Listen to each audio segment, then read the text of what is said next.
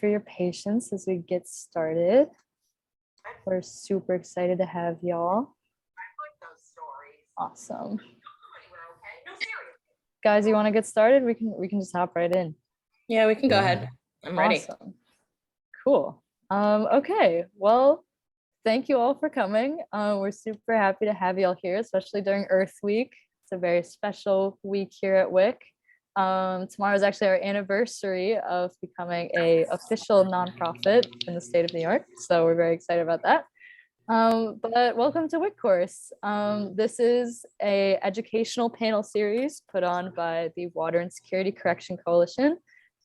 We curate this series to advocate for and raise awareness of water insecurity issues. This is our fourth ever WICCourse. This is called The History of Organochlorine Pesticides in KwaZulu-Natal, South Africa, which is a huge mouthful. But we're super excited today. We are a youth-based 501c3 nonprofit organization. We're based out of New York State. We work to advocate for and work with water insecure communities to ensure equitable access to clean water for people all across the United States. Today's focus is a little different because it's a little international, but we bring it home to the US, so don't worry. But as an organization, we focus on 5 key action areas to fight for water insecurity, which are fundraising development, grassroots activism, legislative advocacy, youth empowerment, and meaningful education. So WICCourse focuses on a lot of those, mainly meaningful education. But yeah, so that's some background on WICC. As we jump into our 4th WICCourse, I will pass it off to Nolan Lyons, our advocacy director, to talk about why we're here today and who we're going to hear from. Throwing it to you, Nolan. All right. Hi, everyone. My name is Nolan. As Annabelle mentioned, I'm the advocacy director here at WICC. Today, we are so lucky to have our WICC team member, Arianna Trapp, presenting her thesis research on water contaminants, as Annabelle mentioned. Arianna has been with us since 2020 and currently serves as our advocacy team coordinator. In the coming months, she will be transitioning into the role of executive director here at WICC. So that's very exciting. And yeah, I'm excited to pass it off to Arianna. Hi, everyone. So yeah, like previously mentioned, my name is Arianna Trapp. I'm the advocacy team coordinator at WICC. And I'm actually super excited to do a WICCourse because before the WICCourses have come from, we've had some internal WICCourses, but this is the first time that someone like in one of our big leadership positions has had the opportunity to do one. So I'm very excited to present this. And it's actually my personal research that I did while I was in my undergraduate in one of my classes. It was environmental chemistry. And so it was a very deep dive into the subject of organochlorine pollutants. And so this is kind of what I came up with. And I thought that it was good for that research and for that class to hear, but I think it's good for everyone to hear because my passion for science lends itself to my passion for educating and advocacy. And so I'm just excited to share what I've learned with you all.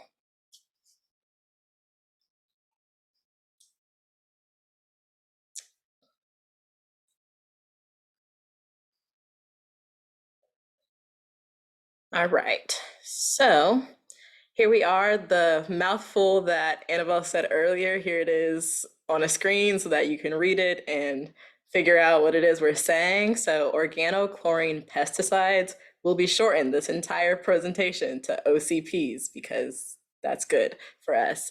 And we're focusing on KwaZulu-Natal, South Africa. So we're going to start with OCPs, the overview and the background and what they are and why they're considered a pollutant. And then we're going to go into OCPs in South Africa specifically from the 20th century to present. So kind of a short time frame when you're thinking about the grand scheme of things. But when we're talking about climate change, that's when most of the human activity causing climate change has been happening. And then we're going to go into some of the studies that I found, the recent studies that address the distribution of OCPs and the causes of them. And then we're going to go into some conclusion talk about what we can learn from OCPs internationally and how we can relate OCP knowledge to other things that we're doing here in the United States.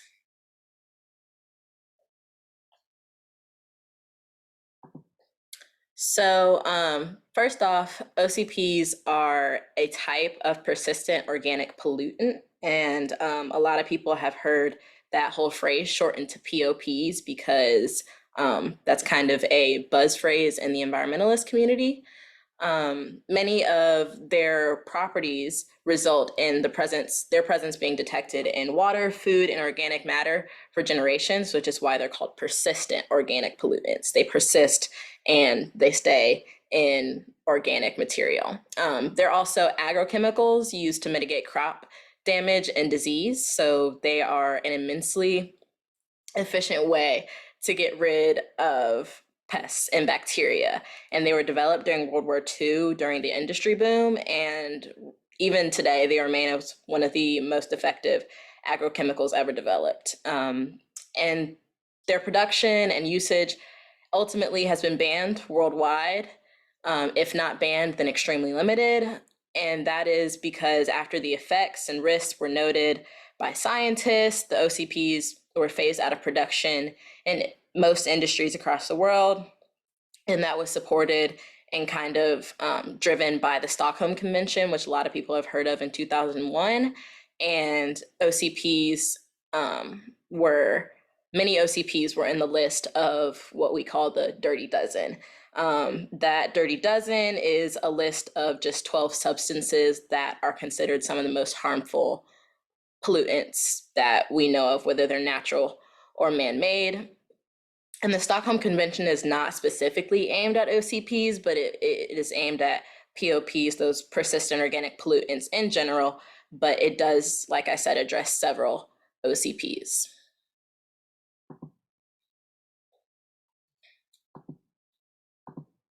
So some of those properties of OCPs that make them so dangerous is their low polarity. So this is where I kind of get into the more research-based, science-based terminology and things like that. So I'm gonna do my best to explain these terms and these things, but bear with me. If you don't understand something, we can come back to it at the end. I promise I will answer all questions to the best of my ability.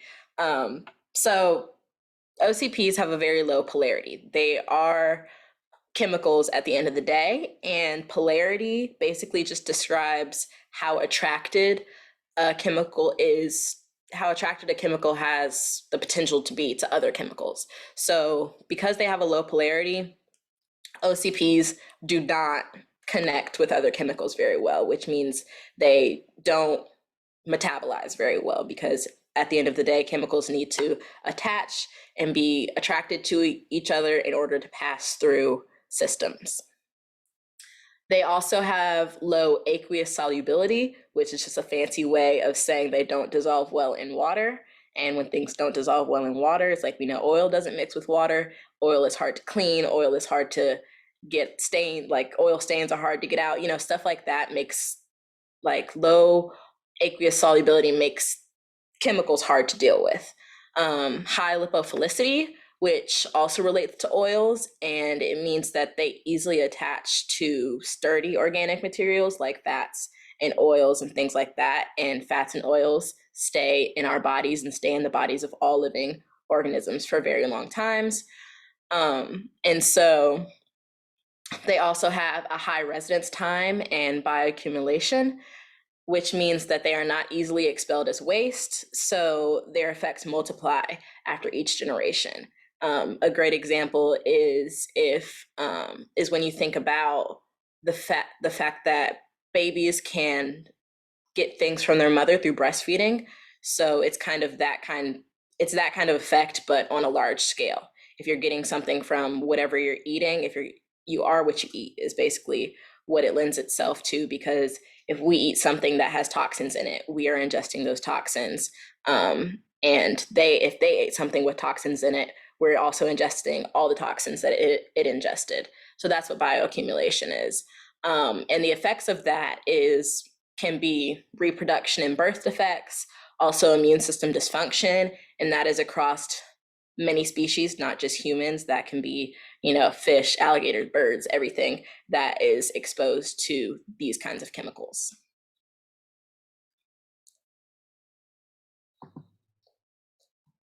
And so we have this picture is the green, yellow, red, and white. All of that is the province that we're talking about, which is KwaZulu-Natal, South Africa. And the blue lines are a couple of the major rivers that run through there. And all of these rivers are used in the agricultural industry in South Africa. They are very important rivers, but they're also important because a large majority of the people in KwaZulu-Natal live adjacent to these rivers. So we're talking about agriculture, we're talking about the urbanization, we're talking about a couple different things when we mention the area that we're talking about. And then we also have this Lake St. Lucia here, if you can see where the little fishies are over there on the coast. Next to that, there is a blue spot. That blue spot is Lake St. Lucia, and it is important because, and it's unique because you don't often see lakes that near a coastline. So it does have an effect because all rivers lead to the ocean, but the fact that it's leading to a lake and then an ocean, it kind of has an interesting effect because the lake is freshwater, and then the ocean is right there, which is obviously salt water. And so then the illustration over there on the right shows it's kind of a very short food web, and it shows how the chemical can travel from farming areas into rivers and fish, and then we, along with other animals, eat that fish and get more individual exposure to those same chemicals. And so the 4 specific studies that I looked at when I was doing this research back in, I guess it would have been October and November and a little bit of December. I looked at 4 different studies because they were recent, and usually recent studies can give you the most accurate information, and it accounts for all the research that was done before them. So in reading these 4 studies, I pretty much got everything that I needed from the past 40 or so years.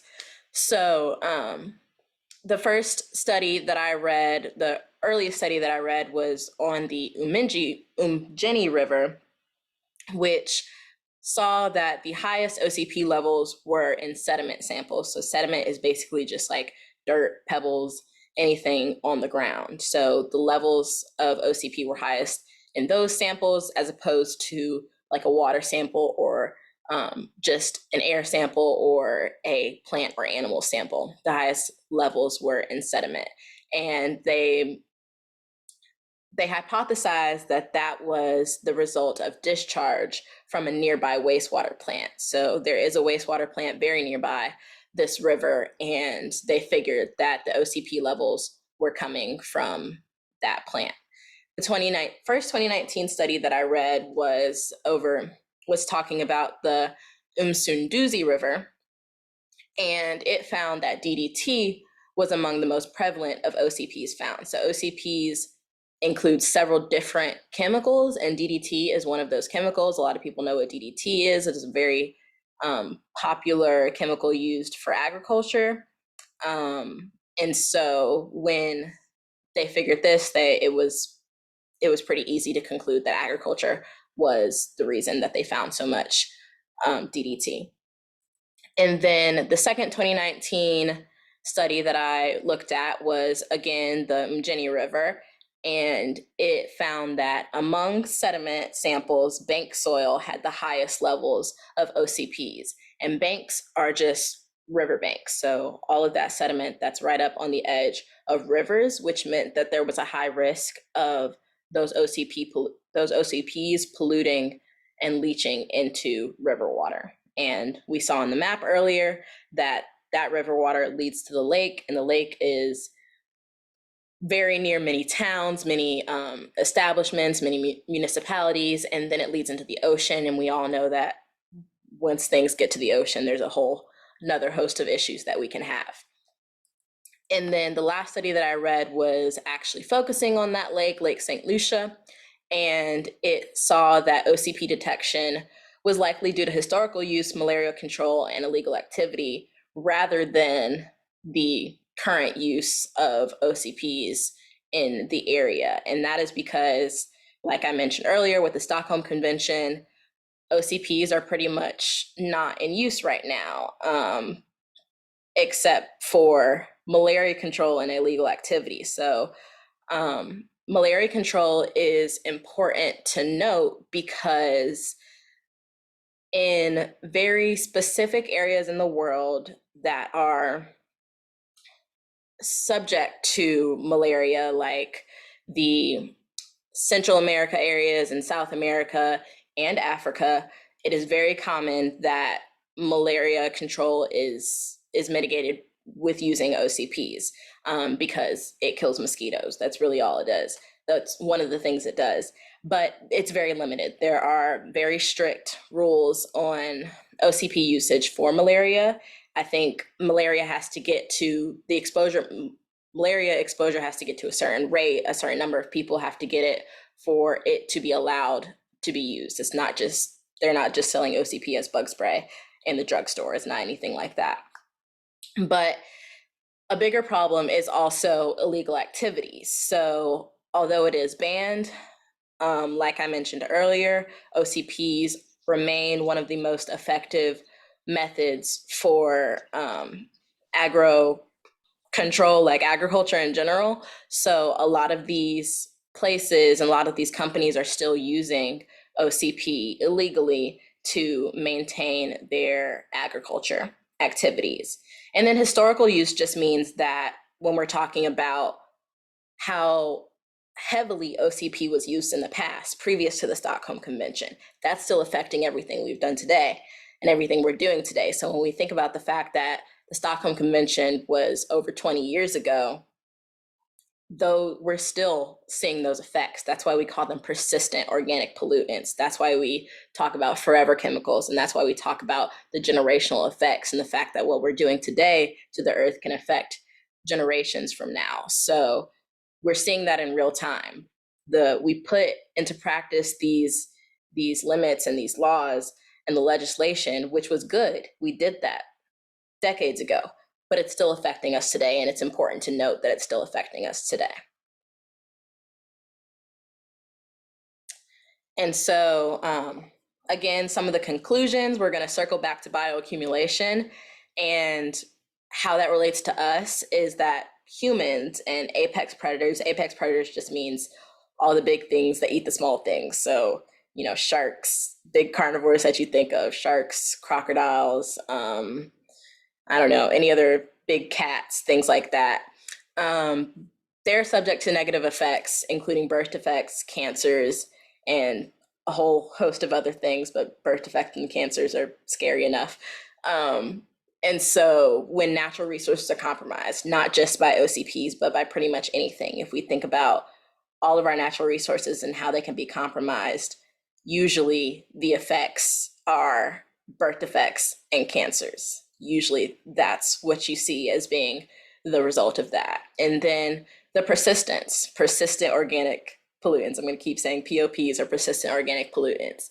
And OCPs, although they've been banned from manufacturing and most uses, they still pollute areas of historical use, like KwaZulu-Natal, South Africa. South Africa was one of the highest, it had one of the highest production rates for agriculture, but also in producing OCPs. So they had industries, they had factories pumping out OCPs on one end, and then on the other hand, they had these farms and places using the OCPs. So that's why KwaZulu-Natal was such a great place to study, because of all of the factors that resulted in so much OCP exposure. And then, so we were talking about, Annabelle mentioned at the very beginning that WICC focuses on the United States, and my research obviously did not focus on the United States, but because we live in a global society, because we are interconnected, it's important to understand how we can learn from KwaZulu-Natal, how KwaZulu-Natal even affects us. So the American POP issue was not, so arguably the KwaZulu-Natal POP issue was mitigated by the Stockholm Convention because their big issue was OCPs. Our big issue was not and is not OCPs. We have in this country a big problem with PFOAs, and we talk about it a lot here at WICC, but it's worth talking about again. PFOAs are very harmful and they come from many different sources, but we're not doing enough to limit PFOA exposure in our water, in our just in our natural resources in general in America. So the PFOAs are technically included in the Stockholm Convention, but the legislation for PFOAs is not at all comparable to that of OCPs. OCPs were pretty much banned. PFOAs were limited, but not limited enough, because any exposure to PFOAs is bad exposure. Although legislation is in the works to further limit PFOAs in the US, Senate Bill S6291, sponsored by the New York Senator Brad Hoylman, if it is passed, it would prohibit the use of PFOAs in clothing in the state of New York. So that is a very prominent step in the right direction, because even though it's just one state, usually other states follow positive things like that. So the Stockholm Convention was a global effort, but even statewide solutions are commendable progress. And honestly, to end on a good note, this is OCPs in KwaZulu-Natal are a fairly good example of measures being taken by the government to reduce the effects of human-induced climate change. But the story in KwaZulu-Natal and that of OCPs doesn't have to be the only one, because we know of problems like PFOAs and other chemicals. Like I said, there is a dirty dozen. There's literally a minimum of 12 deadly chemicals that are plaguing the world right now. So global efforts to reduce our damage to the planet prove effectiveness of codependency, and similar actions can be taken with PFOAs and most of the problems that we face today. We don't even have to be talking about chemical problems. We could be talking about infrastructure, or we could be talking about some of the injustices and systemic injustices that we face as a country that relate to water crises around the country. We can fix those problems by relying on others. We don't have to fix things state by state. We can fix things as a country, and we can fix things with other countries hand in hand, because at the end of the day, we all live on the same planet, and we should all be working together to save that planet and to save the future that we hope to have. So that's it. If you all have any questions, do not be afraid. Thanks, y'all. Do not be afraid to ask. I know that that was a lot of information. I know that some of it probably went over your head, but anything that you did catch and you would like to hear more about, you can ask now, or I'll actually put my email address in the chat if you have like a question that you don't even understand or know how to ask. But yeah, that's everything. Awesome. Thank you, Ari. That was amazing. Yeah, like Ari ended on, we are all one planet. This is very relevant to Earth Week. So thank you all for celebrating with us during Earth Week. Any questions from Ari from the audience? You can like just unmute yourself if you want, or throw it in the chat. I get it if you don't want to unmute. But yeah, any questions for our awesome presenter?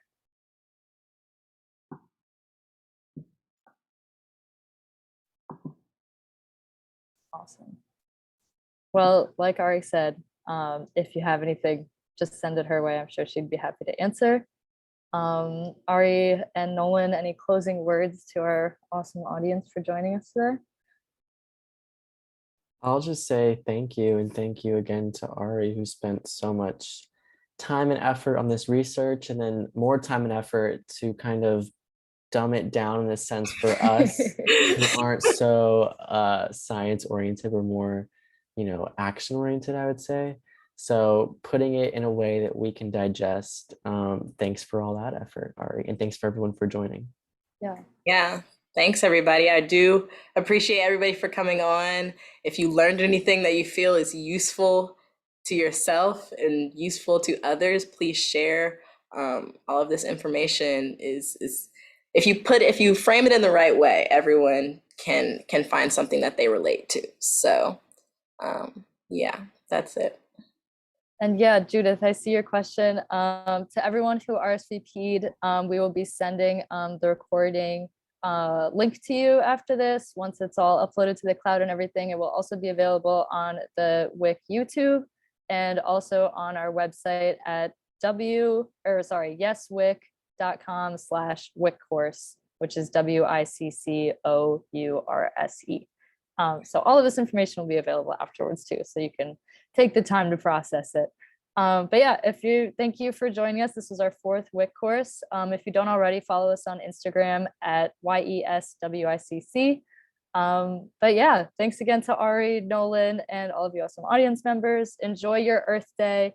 Do something for the earth, do something for clean water. Have a great rest of your night. Thanks, everybody.